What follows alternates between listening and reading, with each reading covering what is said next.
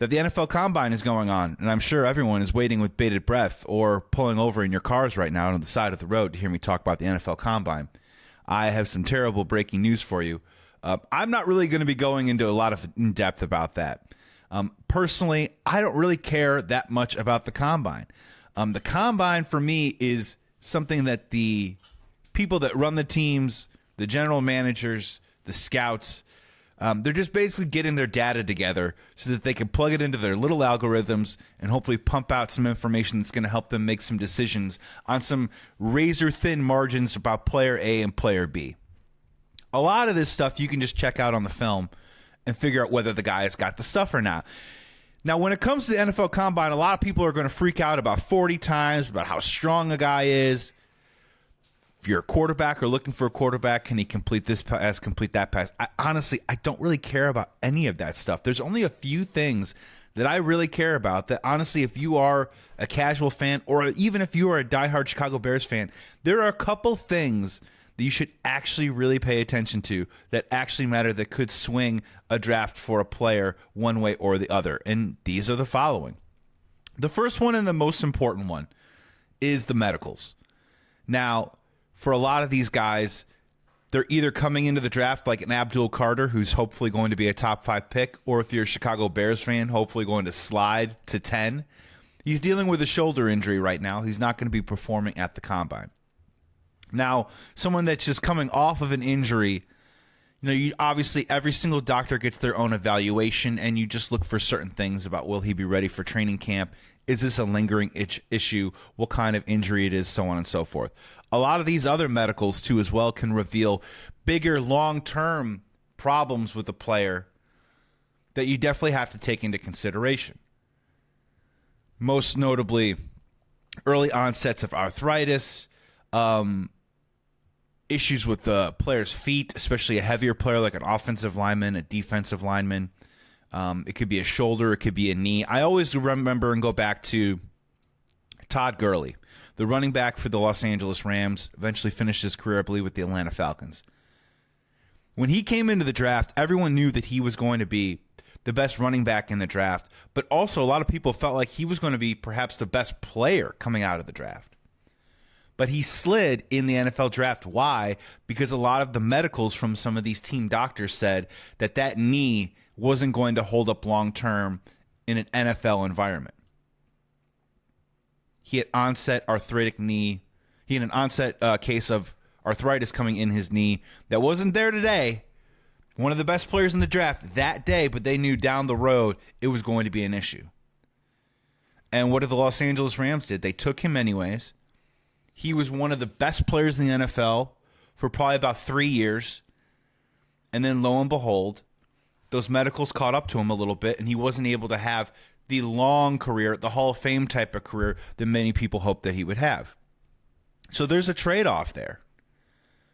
I mean, do you take the returns of today for perhaps maybe not the long-term future that you want with every single draft pick?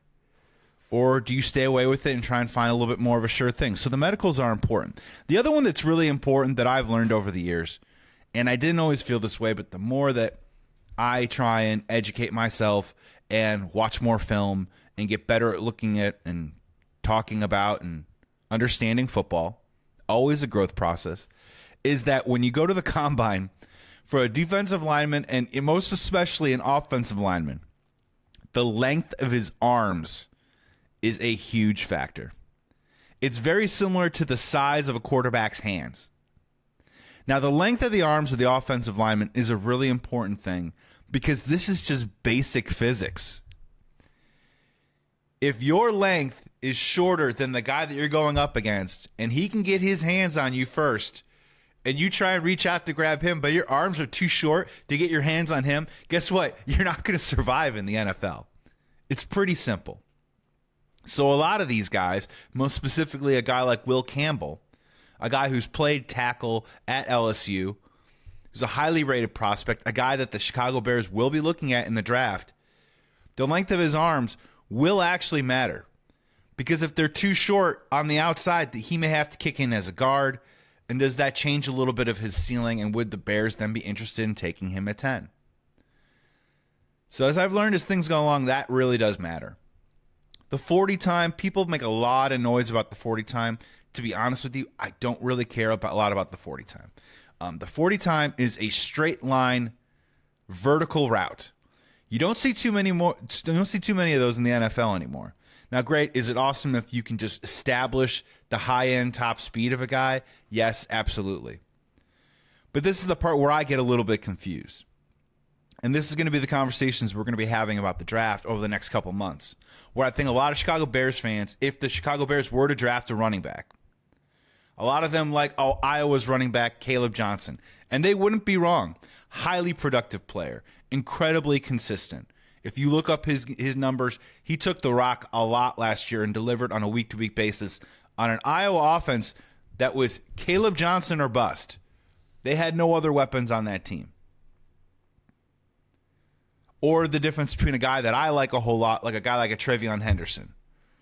A guy who's just electric with the ball in his hands.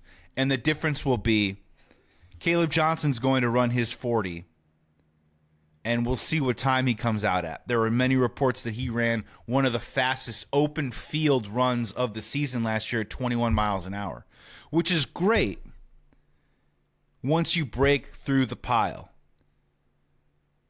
The 40 time doesn't mean that much to me because I want to know what your burst is once the ball is in your hands behind the line of scrimmage. How fast and how powerful are you hitting the hole when it matters the most to even give yourself the opportunity to get into the open field? Once you're in the open field and then you clock 21, it doesn't really matter that much to me.